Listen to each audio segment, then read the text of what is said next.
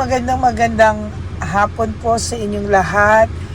For our third and final reading today, ano po kaya ang makikita natin naman, no, sa very parang exciting reading natin ng first and second reading of the day. Ayan. I hope na napanood nyo na po yung first reading and yung second reading natin of the day. So yung una na reading natin is kahit hindi mo i-wish, no, makakarma pa din ang iyong person at mararamdaman niya rin yung sakit na binigay niya sa'yo. The second reading, nakita natin na si Chabilitang Palaka ay nararamdaman na rin kung ano po yung ginawa sa'yo. Oh my God, sorry po, hindi po ako nag-i-edit. Gusto ko po actual dahil nawawala yung energy. So, pasensya na po kayo kung nahulog, no? So ngayon po, third reading natin is somehow, ano kaya ang makikita natin dito sa third reading of the day natin today. Okay? Palasahin lang muna po natin at tingnan po natin kung ano po ang makikita natin sa third reading of the day today.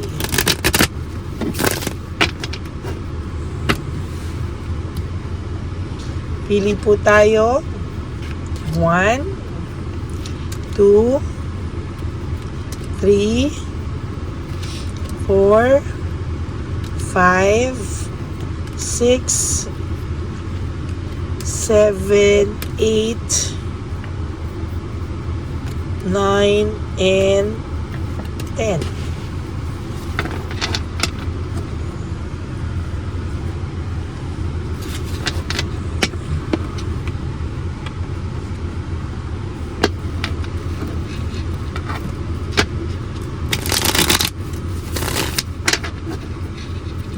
Tingnan po natin.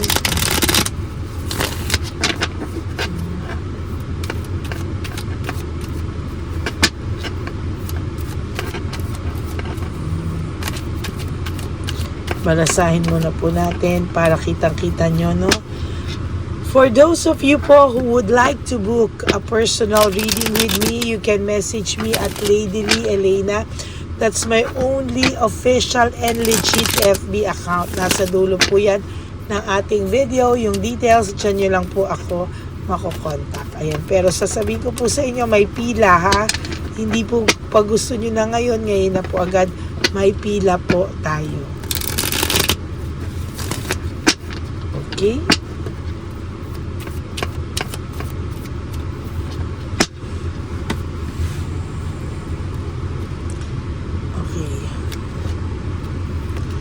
One, 2,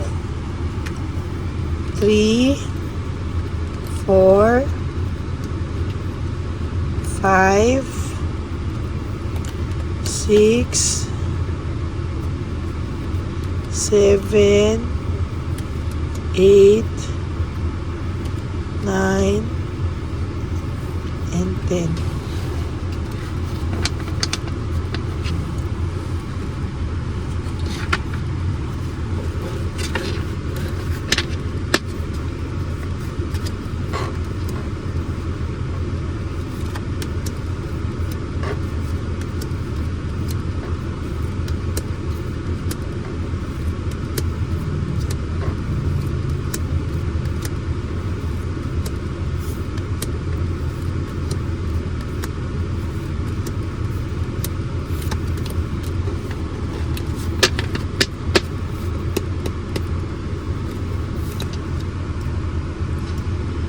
Lack of commitment.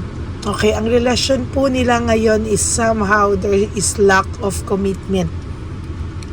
Medyo, ang nakikita ko po dito somehow ay mabigat po ang aura nilang pareho sa ngayon. Wala po silang solid na commitment. Somehow, they are still together for some of you, pero for some of you, naghiwalay na po sila. But there is definitely a lack of commitment here. Yan po nangyayari sa kanila. Masyado po silang makasarili and greedy, no? Greediness and greediness. Oh my God. 2 cards, pareho ng meaning. Greediness and greed, no? So yan po, no, nag-iisahan na po sila, no? nang iisa na po sila sa isa't isa. Stress, burnout, and restlessness, yan po ang nangyayari sa relasyon nila. Panay stress and burnout na po sila sa isa't isa. No? Stress and burnout na po sila sa isa't isa. That would be our title for today. Oh my God. Na yan, na-realize po ngayon ng person nyo na mas tahimik pa pala ang buhay niya nung nasa iyo siya, no? O nung kayo pa, no? Mas tahimik pa raw pala ang buhay niya. Ngayon, yung hinahanap niyang adventure, ang napala niya po ay sakit sa ulo, stress and burned out. Nagkamali daw po siya ng paghusga sa iyo, nagkamali daw po siya sa iyo ng nagkamali daw siya ng paghusga sa iyo, nagkamali daw po siya sa totoo lang ng pagkakilala sa iyo. No, nagkamali talaga siya. Ngayon, nakikita niya na somehow nagiging maayos ang buhay mo lalo nang wala ang person na to, pero siya po ay patuloy pong bumabagsak talaga sa totoo lang. There's tension, punong-puno ng tension, stress and burnout ang samahan na meron po sila sa ngayon. Taken advantage of, oh my God, anong klaseng baraha to, napakabigat, no? Tinitake advantage na lang nila ang isa't isa, to be honest with you. Oh my God, immaturity and rudeness. Kung bandang huli po sa relationship nyo ay naging rude na po siya sa iyo, well, in fact, ngayon, rude na din po siya kay Chabelitang Palaka. Look at your cards. There's greediness, stress, burned out, poor judgment, tension, broken communication, taken advantage of, rudeness and immaturity, discouragement and insecurity. Yan po lahat ang nararamdaman ng third party nyo at ng person mo sa isa't isa ngayon. Kaya wag na po kayo magtataka kung one of these days makita nyo din siya sa channel ko. There is one subscriber ko po na napalapit na rin sa akin na mini-message niya ako na magkasunod pa po sila ni Chabelitang Palaka na nagko-comment, and natatawa na lang po kami nung subscriber ko kasi kung ano po yung naramdaman niya at ginawa sa kanya, ganon na ganon din po ang nararamdaman ngayon ni Chabelitang Palaka. At hindi po nanonood ng tarot card reading daw yun noon, ha. Ngayon po, naghahanap siya because she is too depressed. No, depressed po siya talaga at nadi-discourage, na-insecure, at nakakaramdam na siya ng rudeness sa tao o sa person nyo ngayon. Yan, o. Gusto na po nilang makalabas o sa ganitong klaseng sitwasyon, or gusto na po niyang matapos yung ganitong pakiramdam. Ayaw na po niya ng ganitong klaseng pakiramdam, to be honest with you. Yan ay bunga ng lahat ng quick decision na ginawa niya sa buhay niya. Sa iyo po ay may rewards, yehey, na naghihintay. Fruit of labor, lahat ng paghihirap mo, kapatid. Lahat, kapatid, ng paghihirap mo, I assure you, may kapalit na maganda at reward sa buhay mo. You just have to continue moving on. Huwag ka pong yung parang mamamatay na lang or parang ayaw nang mabuhay. You have to go up, get up, pick up the pieces. No, hindi lang po dito natatapos ang ating buhay. Ayan, no, may rewards ka, yehey, may fruit of labor, meaning lahat ay meron pang magandang mangyayari sa buhay mo. You have to continue to share, be generous, pero sa mga tamang tao. Okay? Sa mga tamang tao po. There's weakness and manipulation. Sa totoo lang po ay na-manipulate kasi yung kahinaan mo. Pero, merong nag-iintay na reward sa'yo. Ha? May naghihintay na reward sa'yo. Huwag ka pong susuko. Matatapos din lahat ng paghihirap mo in time. Kailangan po kasi kapatid, ikaw ang unang-unang magmamahal sa sarili mo. Kasi kung hindi mo po mahal ang sarili mo, wala po talaga. Oh.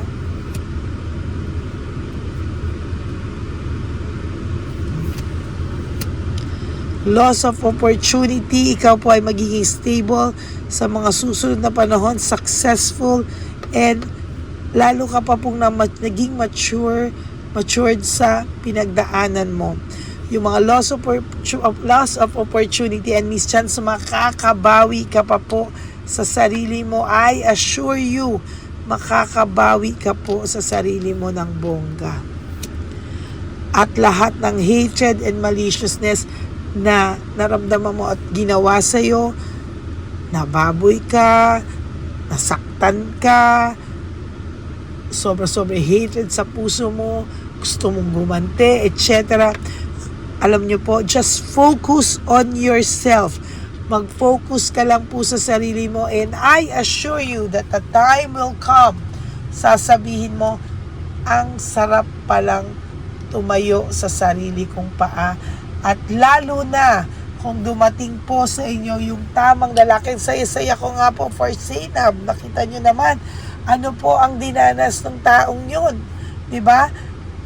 Nakuna, nasaktan, na-hurt, lahat ng pangloloko, pero may dumating sa kanya na tamang tao para sa kanya. Ganon din po ang mangyayari sa inyo if you love yourself, if you focus on yourself.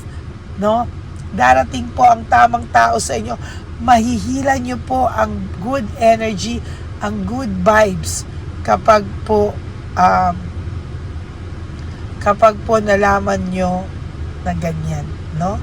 So maraming salamat po sa inyong lahat, and I would like to share this wonderful message, no? Gustong-gusto ko po itong third reading of the day because talagang sabi ko nga po sa inyo, panay tension na lang ang nangyayari sa samahan nila, and gamitin mo yan as your motivation para din maging maganda yung buhay mo na dapat pala ako yung nandun pa din sa sitwasyon na yun. Pero ngayon, God gave me the realization na I can do better, I can be loved, and pwede akong mahalin sa tamang worth at value ko na hindi binigay sa akin ng ex ko. You must start po in loving yourself first.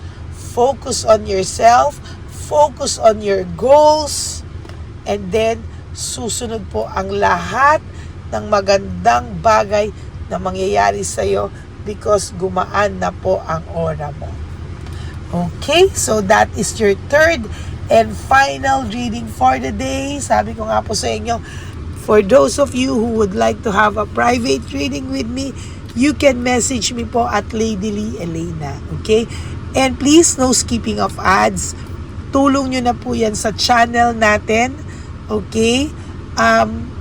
And for those of you who would like to give me a super thanks for this video, I would really appreciate that from the bottom of my heart. Maraming salamat po. God bless you all. Stay happy, everyone. And to all my solid and ever loyal Lady Elena friends, family, and subscribers, I love you all from the bottom of my heart. Yan. And huwag po kayo magtatampo kung hindi po agad ako nakakasagot sa mga messages nyo. Please understand that you are thousands na subscribers ko po na nagme-message sa akin each and every day. So, iisa lang po ako. Please, wag po kayong magtampo. It doesn't mean na hindi po ako nakakasagot. Wag niyo po akong awayin. Kasi may mga nagte-text po sa akin or nagme-message siya. Ba't hindi mo ako sinasagot? Nagme-message ako, hindi ka sumasagot. Please, wag naman po. Kasi may buhay din po ako. And this is just a mission. Gusto kong i-share sa inyo yung knowledge ko, yung talent ko, yung gift ko. But please, wag niyo naman po akong awayin pag hindi pa ako nakaka-reply. I also have work.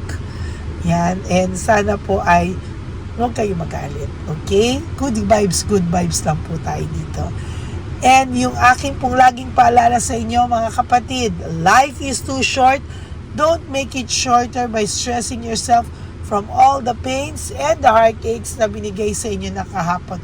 Just surrender everything to the divine universe. Just let go and let God write your life and love story. I will be back for another set of reading tomorrow. Huwag po kayong malulungkot. Okay? God bless you everyone. Stay happy. Have a happy heart. And may God bless you all. And I love you all from the bottom of my heart. Hindi ko po kayo bibiguin sa aking mga free readings. I will give you every day kahit nasaan po akong panig ng daigdig ng mundo. Nang nasaan man ako, I will always remember to give you a free reading for the day. Okay? I love you all. God bless you. Bye!